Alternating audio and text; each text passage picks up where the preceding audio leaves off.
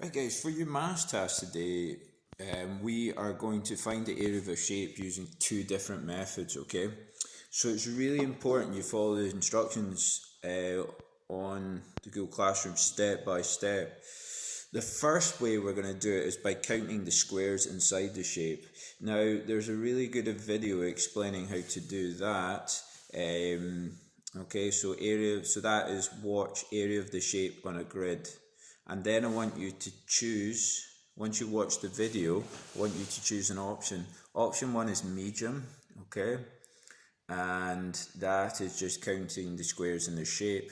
Option 2 is spicy. It's a little bit more tricky because some of the squares you'll be counting will be half squares, okay? So you have to then add halves together.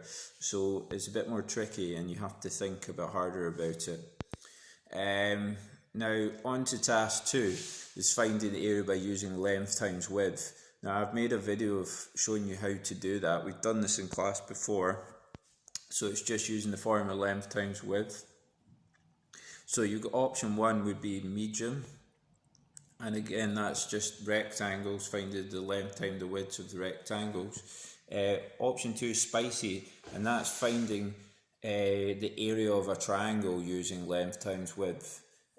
So that is the last example that I've shown you in the video. That's a bit more tricky, so if you can do that, have a go at that. That's something that we haven't done before in class. Extension task today, I've set you quite a tricky challenge if you want to do it. It's Mr. Callum's area challenge, and you might have to just guess that a little, so you have to do a little bit of estimating.